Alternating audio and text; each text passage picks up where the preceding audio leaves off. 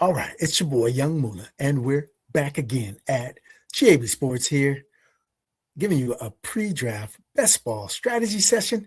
Yeah, we're doing big boards, little boards, war rooms, all that. We've done all those contests, and we're here to provide another strategy session where we go over our random thoughts, our brainstorming. We're getting our ideas out here for you all to utilize and for me to basically document this entire process, right? As we go on our roadmap to week 17, because we are going straight for the moolah. Yes, we are on a mission, and that's where we're headed. Roadmap to week 17, volume 3, coming up right here. And we are gentle and blissful, gifted and beautiful, generous and benevolent, and most appreciatively, we are grateful and blessed guidelines to achieve and build GAB Sports. And I'm your boy, Yuungmoolahh. Yeah, so I just want to go ahead and drop this latest episode of our strategy session as we are definitely in the groove right now. We're feeling pretty good about what we're doing in these best ball streets.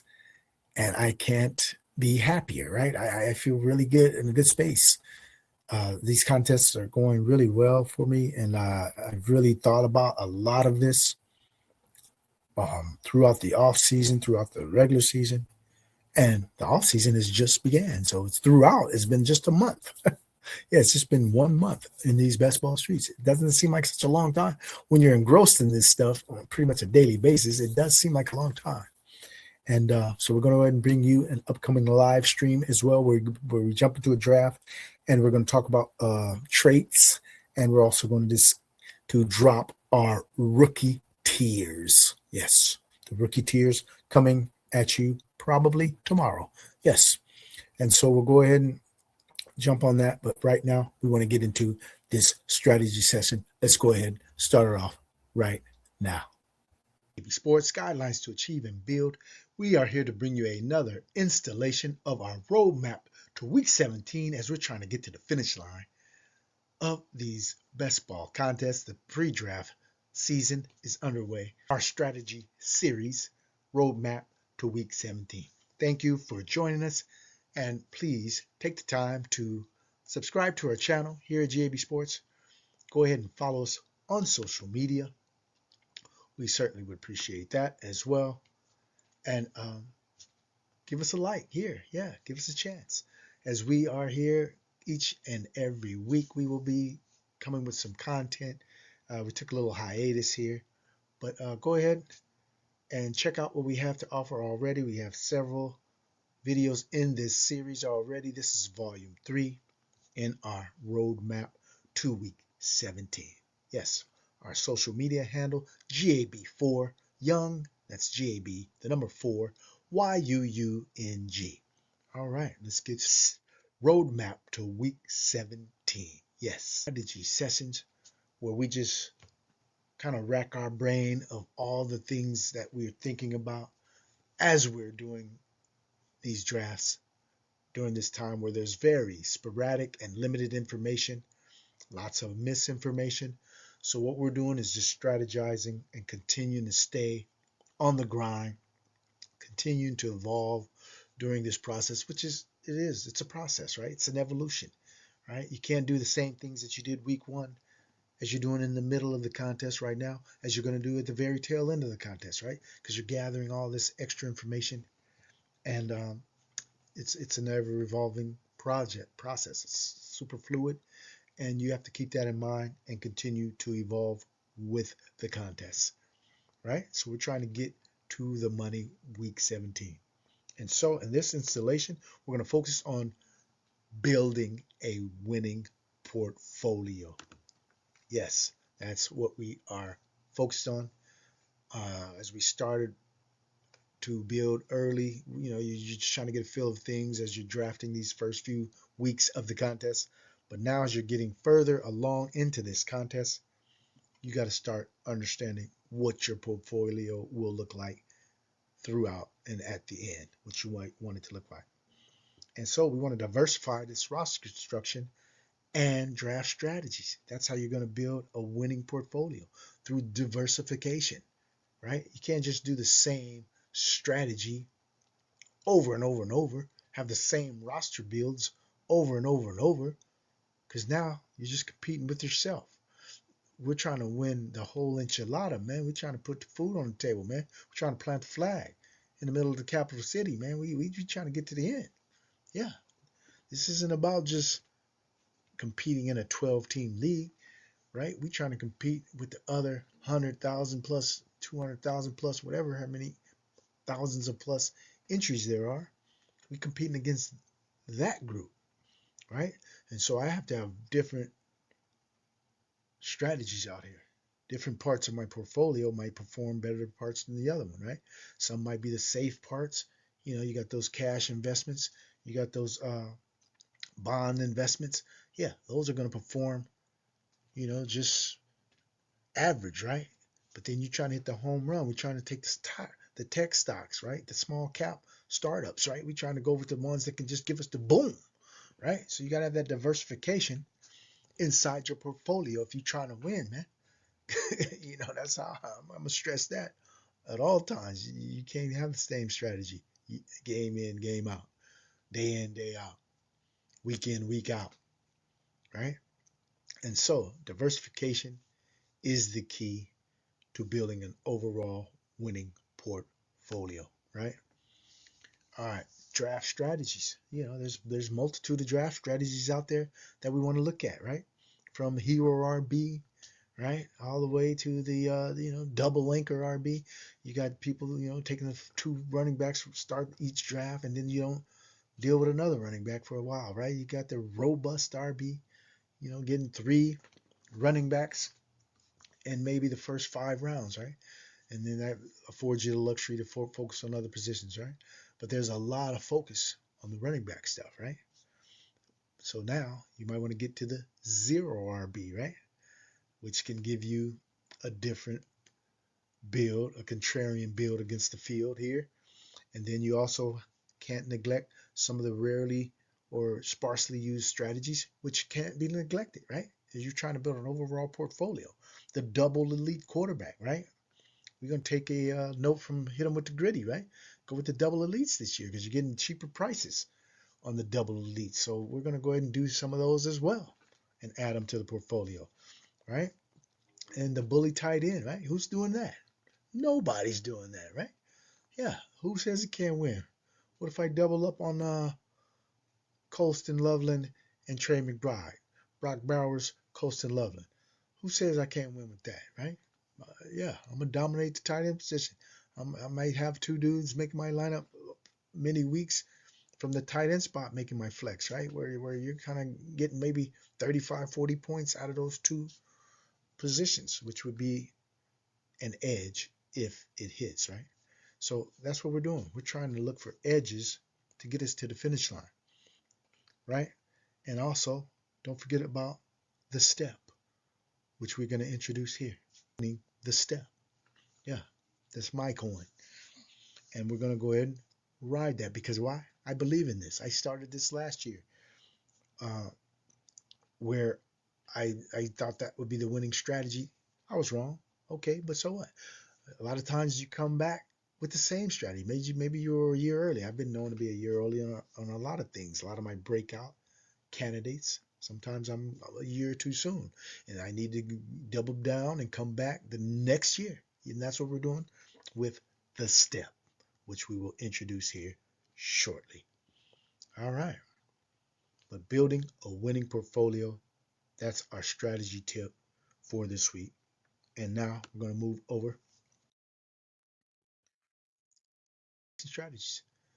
This is how we're going to build that portfolio, how we're going to continue to have different parts of our portfolio this large field contest. All right.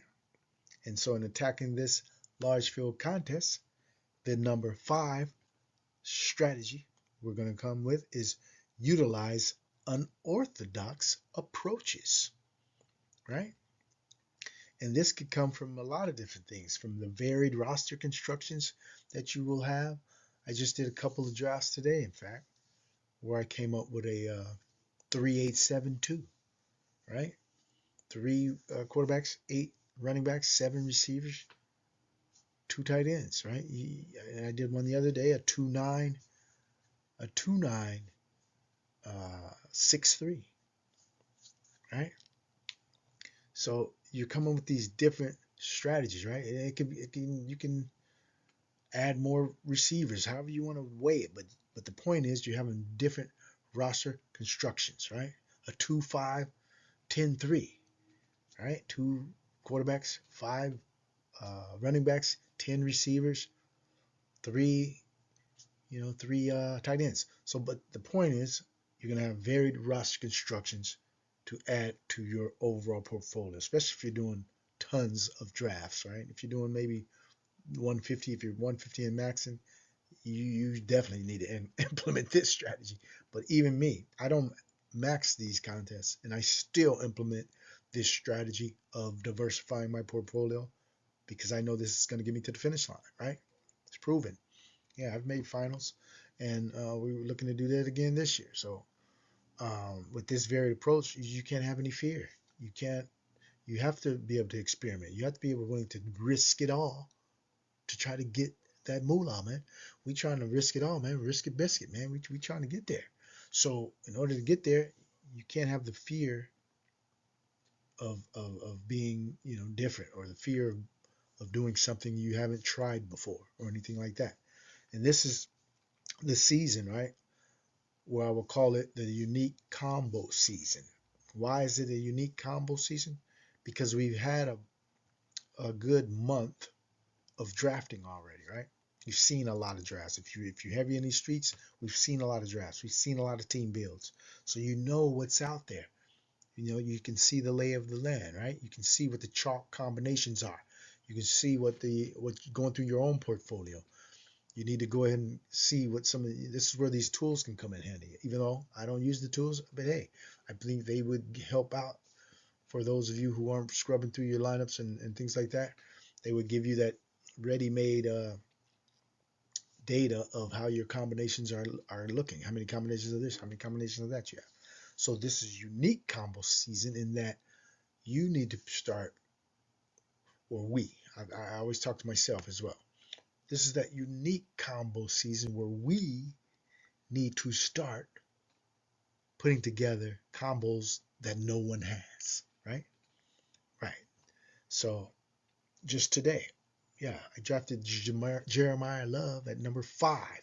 Why did I do this? Do I have him ranked as the 5th player on my board? No, he has moved up though, but he's definitely not the 5th ranked player overall on my board.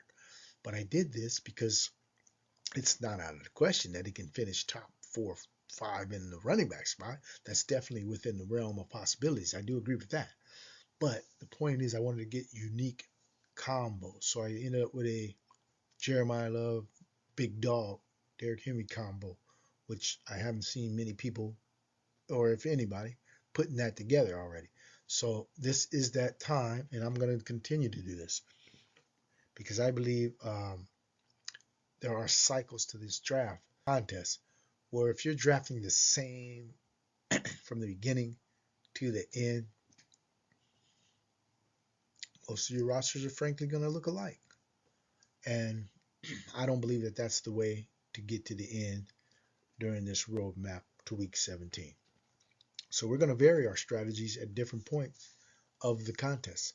So I may have been building a lot of builds early that might not be as effective to build right now. The hero running backs, the robust running backs, the zero running backs, whatever it is that I was building early, they might not be coming out as good the same.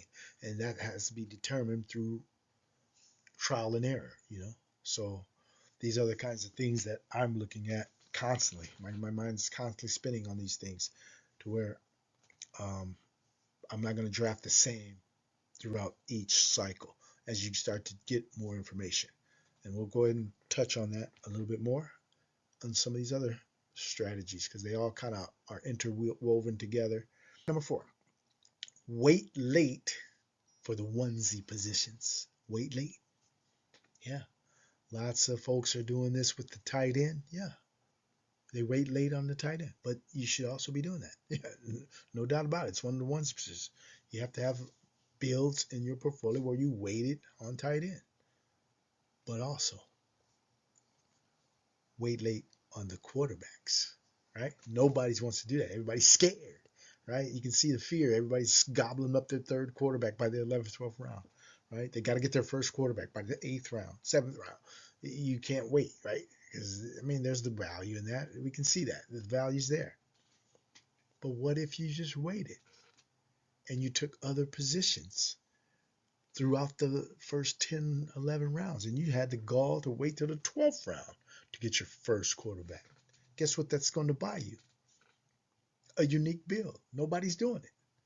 So when you get a unique build,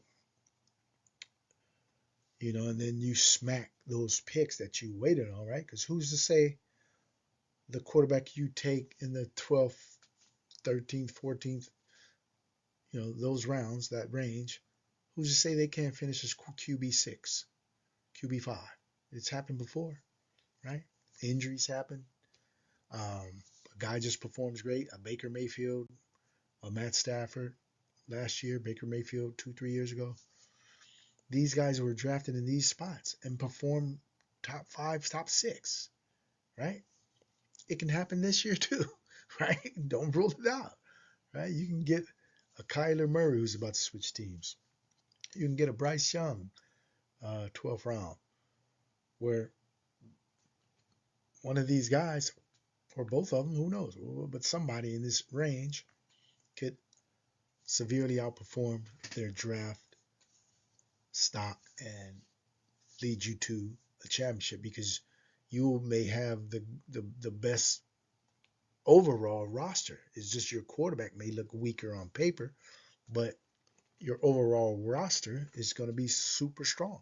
And so if your quarterbacks come along for the ride and do their part, alternate their games, whatever, and get you a good enough score each week, the rest of your roster might be smacking it right out the box, right? You might have the best roster build of all time, minus the quarterback. But then your quarterbacks deliver. Now you got a winning product, right? So don't rule out waiting on the onesie positions for both onesie positions. Not maybe in the same draft, but even maybe in the same draft. Like I said, it's okay to experiment. But for me, if I'm going to wait on the quarterback in this draft, in a build like this where I'm stressing this type of build, I will most likely have an elite tight end as well. So I would not have waited on both positions because I want my tight end position to dominate if my quarterback position is not going to dominate, and vice versa. If I'm waiting on tight end, I probably will want to have an elite quarterback if I'm waiting on my tight ends. So I want my quarterback position to dominate. You don't want to really be lacking, on paper in both onesie spots, right? You don't want to have an appearing weak quarterback room and an appearing weak tight end room. You don't want that combination. I would steer clear of that. But waiting on the onesie positions is one of our top diversification strategies. All right. Coming in number 3, diversification strategy, we have holding back the tears. Yes. Simply Red came up with a song, Holding Back the Tears. Holding back the years. Yeah, remember that song? Yeah, I'll put a link in the description for all you newbies and all you youngsters who don't have this type of culture about yourself. Now this message. But for all the youngsters who may not know what I'm talking about, we'll put the link in the description to this. But anyway, holding back the tears, the tiered rankings is what we're alluding to here.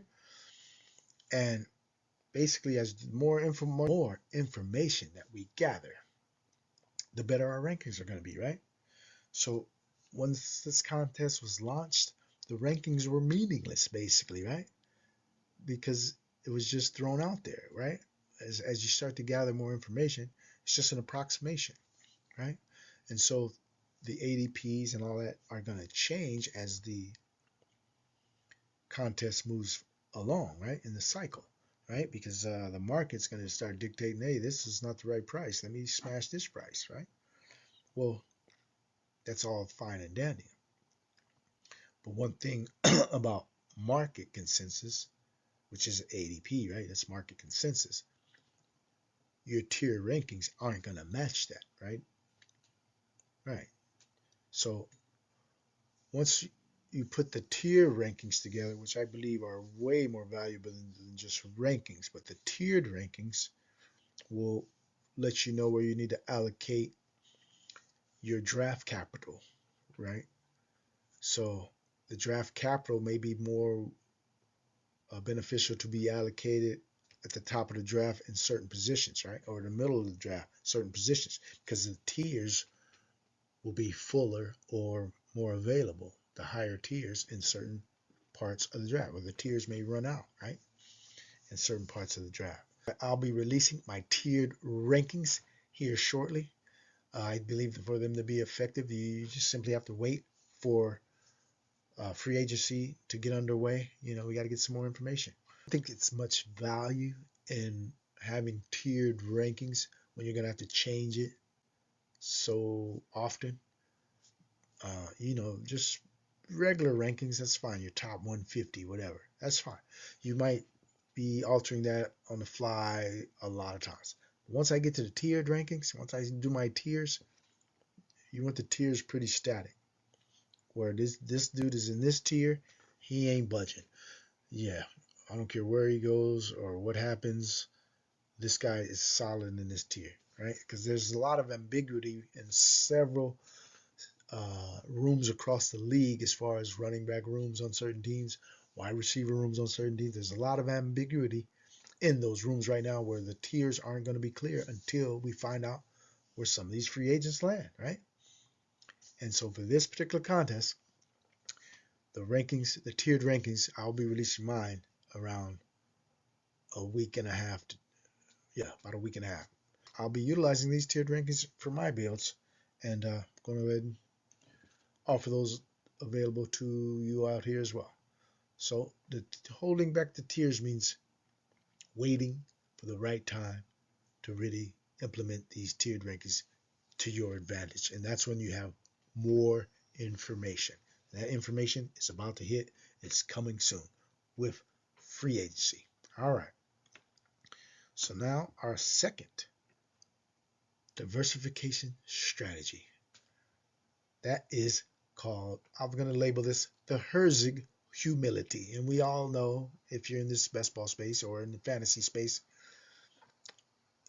altogether, you know, the DFS space or whatever, fantasy football, Justin Herzig is widely thought of as probably the top fantasy player. And yeah, you can't argue with that, right? I mean, he's made his case. And I was listening last year, I believe it was, where he stated something that really caught my attention. And it was to the effect, I'm not going to quote verbatim, I don't remember the exact quote, but to the effect where you have to be humbled by the notion that you aren't going to be right on your takes, right? I mean, we can all love our takes. We can all feel stubborn. We can all feel strong. We can all feel great that we are right, but you're not going to be most of the time. And this is why people tend to more balance out their portfolios, but it's also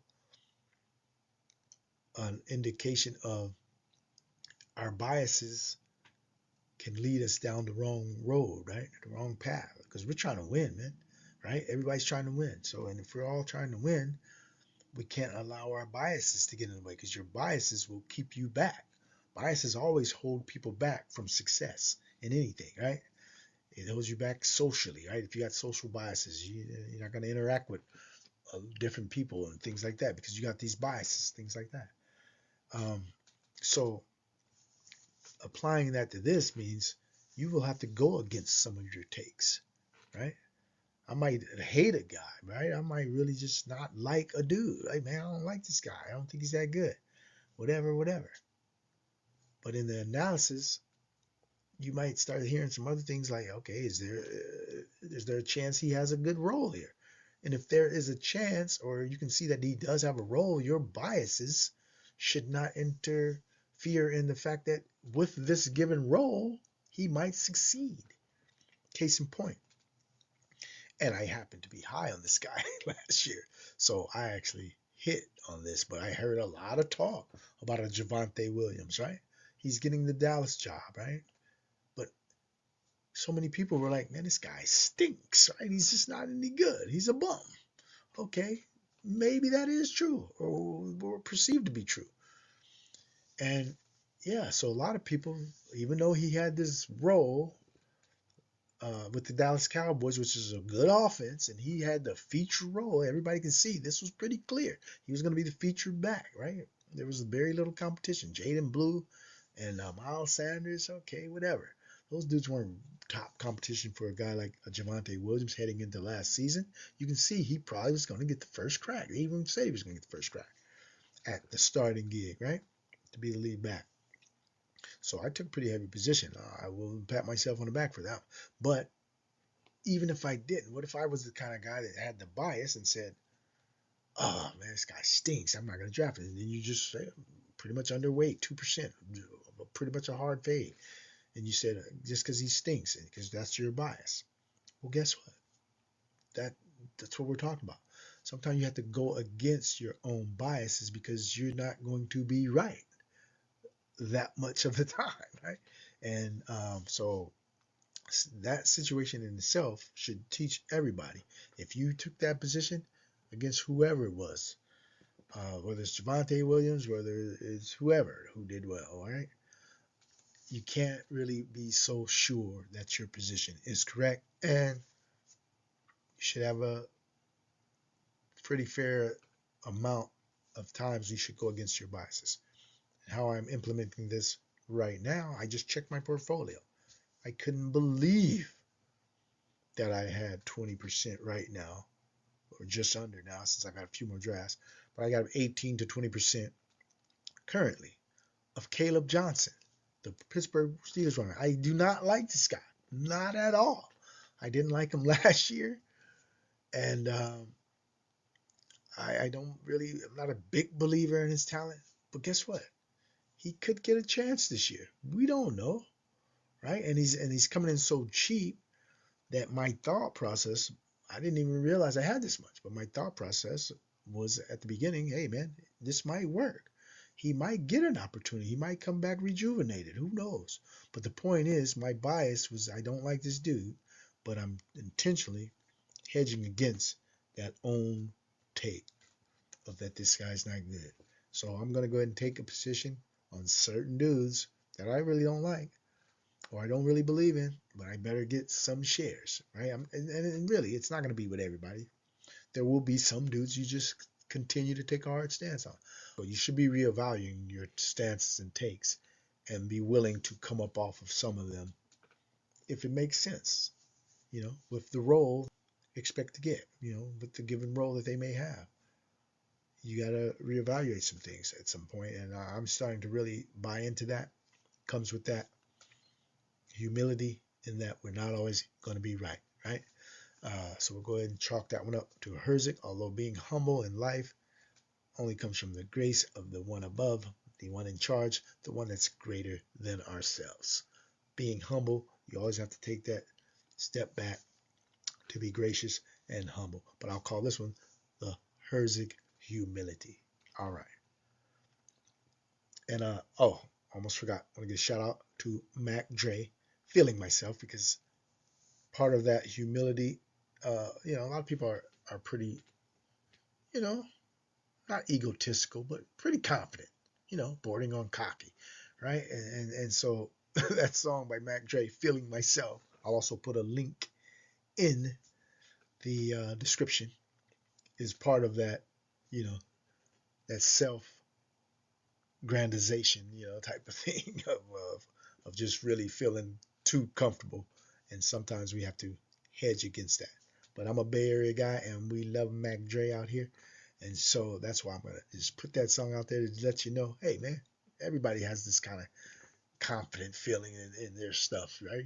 So it's okay. But then at this point, in this contest, better come off that high horse too for a little bit and smell the roses and see what's really happening at the ground level and make those changes, right? Coming in, number one top diversification strategy, we have structure your portfolio for discomfort. Yes. And this is something that is really hard, right? It's not gonna be easy. It will not be easy at all. And for me, I've never truly been a zero RB dude. Never. Even when it was popular, right? I would just have a little bit here, a little bit there. There may have been one year where I kind of went pretty heavy into the zero RB, and it was like not heavy, but decently heavy. And right now, I've checked my portfolio, and I feel like it's the right thing to do, even though, yeah, I don't feel totally comfortable. But I've analyzed a lot of these draft boards and some of my positions and takes on some of these later plays that I feel good about makes me feel a little bit more comfortable. And some people aren't going to feel comfortable, but whatever, uh, doing this. But you have to feel a little uneasy, right? Because I come from the DFS world recently where, I've had some success, did pretty decently because I figured out what I'm good at in that space, right? And so I'm transferring a lot of that same approach over here to best ball. It's fantasy football. It's all the same. And when you think about it, so large field contest is a large field contest. You have to implement strategies to try to get to the top. And the strategies that try to get to the top are you have to be unique a lot of times. You have to be different. You have to be willing to press the edges and go outside the box a little bit, right? And so when you think about drafting a team, right? After you draft a team right now, what's your first thing you do? Oh man, I feel good about this team. Yeah, let me see if this team is really good, right? Let me analyze this team, and then you feel good about it, right? Because it looks good, it looks sexy, it looks strong, it looks solid, right? Whatever. Those rarely win, right? Each year, year in, year out, when we look at the teams that win in DFS, that win in best ball, you just look at the roster and what's your first thought every time? Man, that roster doesn't look all that impressive, right? We do that every year. Every champion, all respect to any champion and no disrespect. But all I'm just saying is, whenever you look at a winning roster, whether it's last year with Sam Sherman or the year before with L. Grew, the year before, forget your name, brother, but yeah, any year. I don't care whose roster it is. When you look at these winning rosters, you're not that impressed by the roster's appearance, right? You're just not. So, and when they drafted this winning roster, they probably didn't think, "Oh, this is my roster. This is the one." No. But the point is, they may have drafted it thinking, "Man, I did some things that maybe feel uneasy here. I put these kind of combinations together I didn't really like or whatever." But the point is, the teams that look great, they don't win, right? They're not the winning rosters. What's going to really press your edge, and what I'm really focusing on is coming out of my comfort zone to get to a place where I'm not satisfied. I'm not feeling like, oh man, content. Oh man, I'm just drafting great because all these teams are looking just like I got the 2, 3 running backs I want. I got this and that. I got the receivers I like. You know, no, because when you're content and when you're satisfied, there's no room for growth, right? You're just not going to grow as a player, as a person, or whatever when you got this type of comfort level. You have to be uncomfortable to do new stuff and learn new things and to grow. You have to get into the uncomfortable side, right? And so building these winning portfolios by diversifying your portfolio, you're going to put in some roster builds and some strategies that don't feel totally comfortable, right? I get it. And right now I'm at a place where I can just do anything. I'm feeling like I can do any build right now because I've tried some different things and I'm making them work.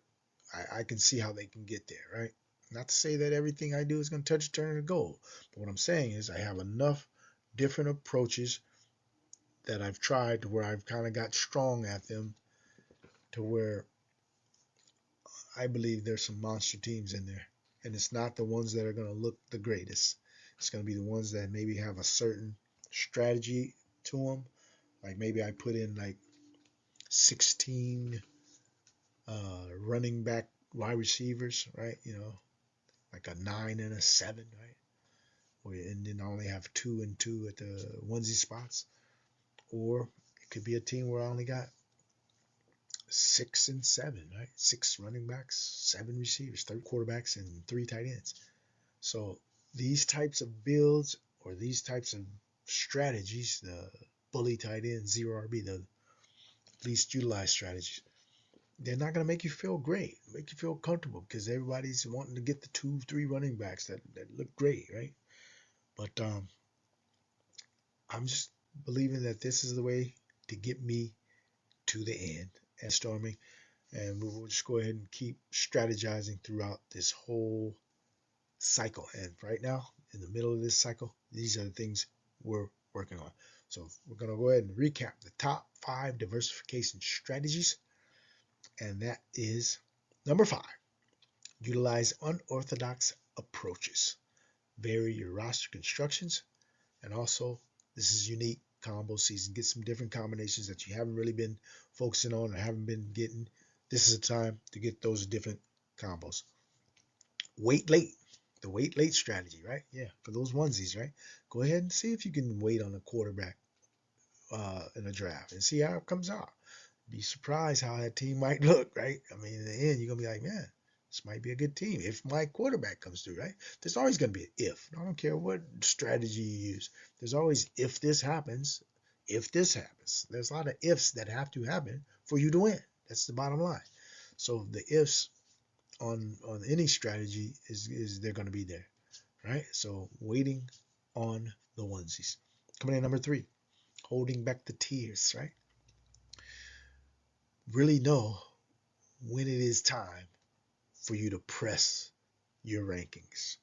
3 months to this cycle, about February to March to April. So there's a little bit less than 3 months to this draft cycle, right? And with that being said, the first month has been a whirlwind, right? And so are we really trusting all the rankings now that we've seen all this movement? We see the combine, so things have already changed with rankings. Now we have free agency. People are going to get cut. There's a lot of talk about there's going to be a ton of trades, more than expected. So with all this movement, are we really trusting our rankings right now? Or do we want some dust to settle? At least a little bit more dust to settle. And I believe I want a little more dust to settle before I go hard on my rankings and trust them to a T to where I'm drafting according to those rankings. I'm like, hey, this tier is here, this tier is there, and you stick to that, right? And that's where you press the edge. And I think this cycle is about to hit that section of the cycle, right? Okay, so holding back the tiers, but they're coming soon. And number 2, the Herzig humility, right? Be humble, man. Don't think you got all the answers, because you don't. Yeah, none of us do. And so we want to reevaluate our stances at these key periods of the draft cycle. This is a key period. The combine just completed, right? I need to reevaluate. Was I low on this rookie? Too low? Was I too high on this rookie? Too high? Well, maybe this guy just got cut. Let me evaluate what I think about this dude who's left behind, right? Who's still standing at that spot, right? So reevaluating your stances and not being totally convinced that you're always right. Herzig humility. Implement some. It'll improve your game. All right. Number 1, for diversification strategy, we're going with structuring our portfolio for discomfort. Yeah, I'm coming out of my comfort zone. Yes, I started this last year where I did some things that I normally didn't do. I just start expanding my, portfolio, right? My player pool, a lot of times have been a lot tighter, and I wouldn't trust certain things, certain strategies, certain approaches. I would be like, hey, man, I don't want to do that. I don't think that's going to work. Well, now I'm trying a lot of the things, and some of those things work, right? I had a one tight end build last year, right? I just tried it. Hey, man, I got one tight end on purpose. Got to week 16, right? It was this close to making a final, right? I mean, there's different contests where you can do different things. I'm not saying you do this in every facet or whatever, or you go hard. You got to understand your own tolerance, right? And I understand my tolerance of what I can uh, withstand. And so my tolerance is pretty high, right? So I can do things that make me feel a little bit less comfortable um, and not feel bad about it, right? So what we are going to do, we're going to watch our step, right? Introducing the step strategy brought to you by Yuungmoolahh GAB Sports. Yes, we're coining something here in this space. The stud in every position, right? It's not a new strategy, but I'm coining it. Yeah, I'm taking ownership. All right. And what this actually means is a stud in every position. The quarterback, I got a stud. The wide receiver, I got a stud. The running back, I got a stud. And the tight end, another stud. Yeah, that's what we're going to do. We're going to take a stud in every position, right? And how do we implement this, right? Well, it's not going to be easy because you got to start your whole draft out with a stud, right? You got to, the first 4 rounds, you got to hit every position, not one of the positions. You don't go double hero. You don't go zero RB. You start off with one of these types of things, an elite quarterback. You're going to get one of the dudes in the top 4 rounds. You're going to gotta get a hero running back, and you're going to get a hero wide receiver. But that's what you're going to have to also do. You're going to have to draft one of the elite tight ends to implement this strategy here, right? And a lot of people don't want to do that, but that's fine. But here's what the benefit of this is. I got an anchor at every position, right? So each week, I got a top guy at every spot that might give me the top score at his position, right? So this is what you're banking on. You're banking on that anchor guy who's gonna anchor your roster at every position, right? The receiver. I got one of the top receivers on my team, right? First 2 rounds, take a receiver, whatever. I got a top anchor running back, right? First 3 rounds, take you a running back, right? And I got one of those top 2 round receivers, right? It's only 3 of them, right? Bowers, McBride, Colson Loveland. Those are the guys I consider the elite tight ends. It's based on your draft position, your ADP. It's not based on how you perform at the end of the year. Right, we're going by draft capital.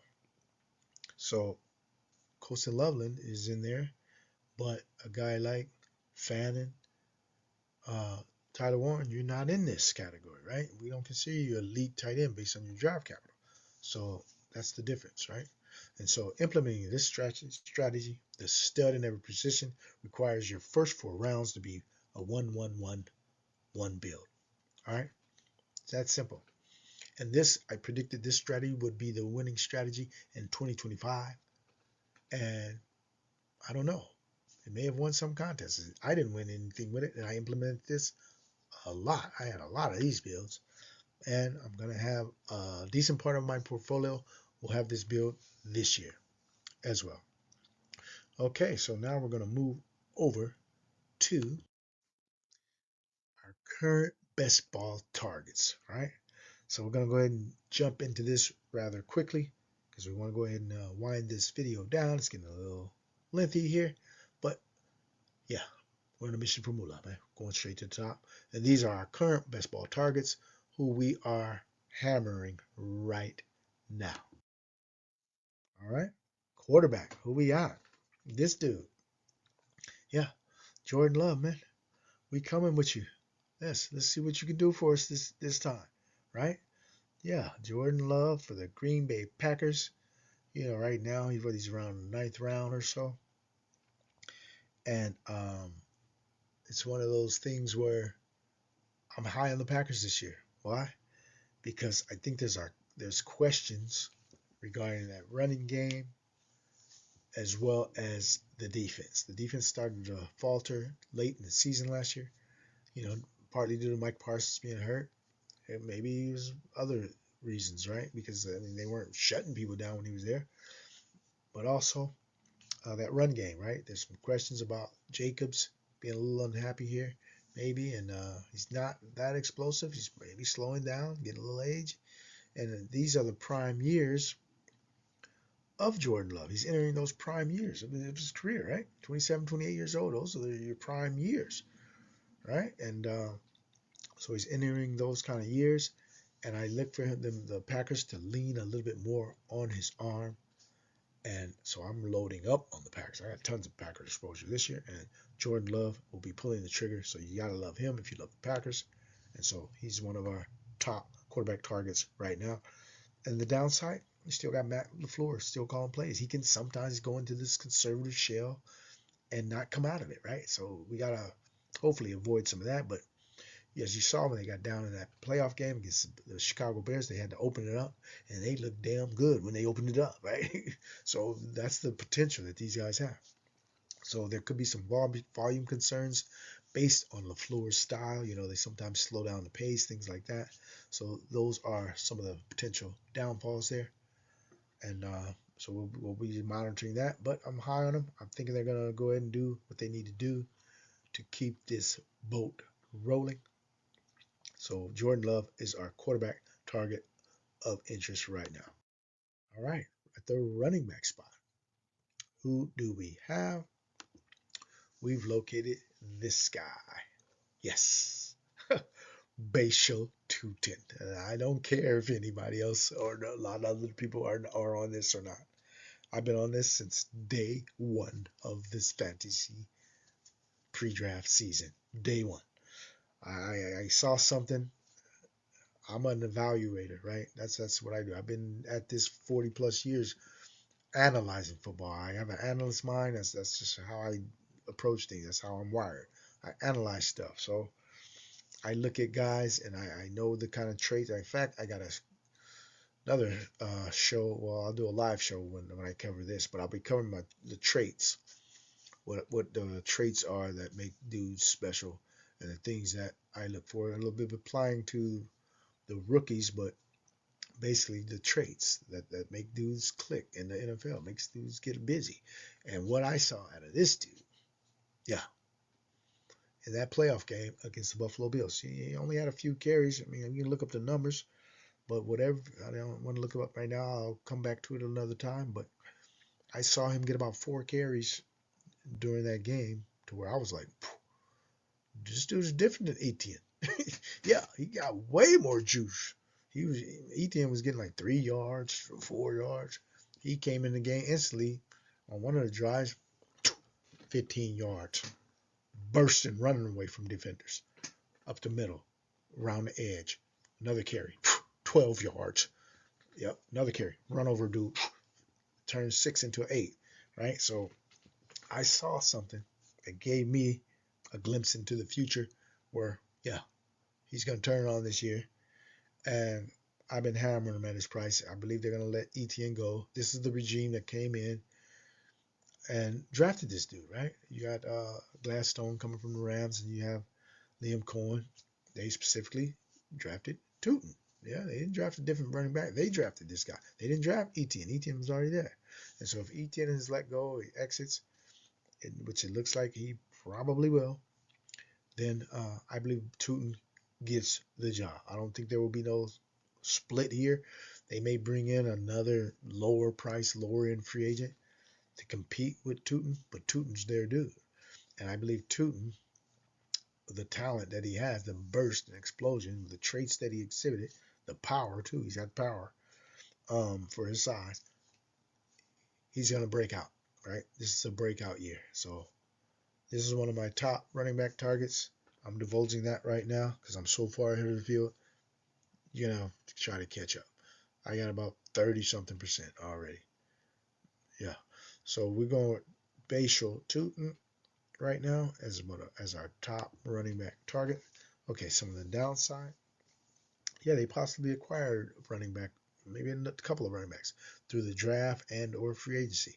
That's a potential uh, issue. Yeah, they may do that. And how good is he on third down, right?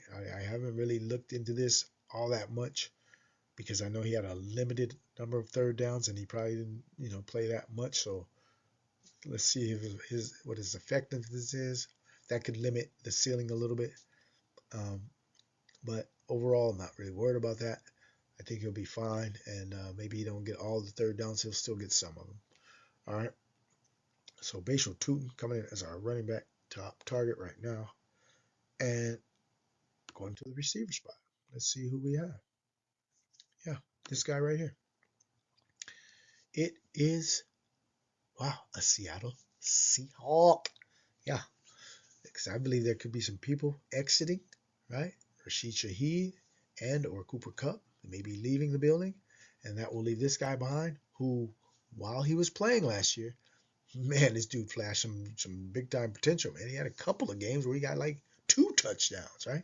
And he's a big returner. He can be maybe that Shaheed dude, right? Where he's also returning and playing receiver. But I think his role at receiver will be bigger than what Shaheed's was.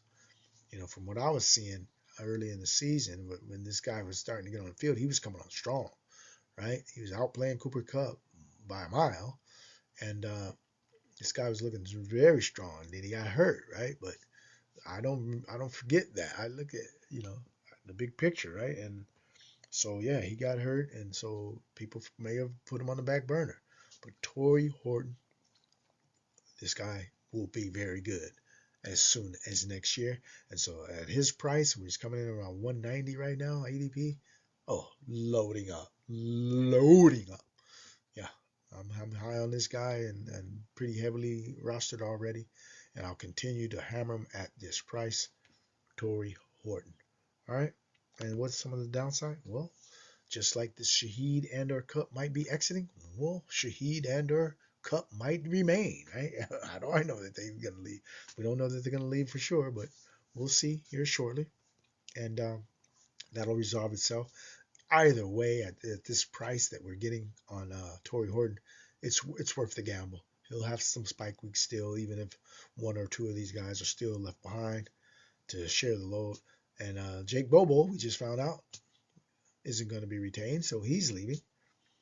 And Kubiak also is no longer in house, so that could be an adjustment period on the play caller, the new play caller coming in. But I don't think they're going to try to change too much. I'm sure the playbook is still there, so they're going to still lean into that playbook. And but Kubiak he may have that magic touch. He might have been dialing up the right stuff, so could see a little bit of an adjustment period. But overall, I love Torrey Horton coming in at 190 ADP, and we are hammering him right now. Our tight end of interest right now. Hey, this is no surprise. Yeah, stud in every position. Yeah, look at that guy go up right there. Look at him go up and just snatch the ball at the highest point. That's when you know you got a stud. When a tight end is making catches like this, that's nasty, man. Yeah, Brock Bowers, man. He's a stud. I don't need to justify why I'm taking you. You're a stud. That's why I'm taking you. And so, my stud in every position philosophy, we are racking in the shares of Brock Bowers right now. I'll take him as high as 12. And in my unique combo builds, I have no problems doing that. And in the middle to late, I got, I even got maybe one or two Bijan, Gibbs, Bowers combinations. Bijan, Bowers, Gibbs, Bowers, one of those two. I got maybe a couple of those by having Bowers slide a little bit further than I think he should. So I'm really like digging that. If he falls to late second, he's on my team. And so, yeah, guys like this are difference makers. Yeah, he got hurt last year. That was his only downfall. Okay? Because otherwise, if he wouldn't have got hurt, he was going to put up the McBride number too. So I'm not believing that McBride, just because he did what he did, last year is better than this dude. He ain't. McBride is good. He ain't Bowers. Bowers is electric. When he get the ball, McBride is good. He ain't electric.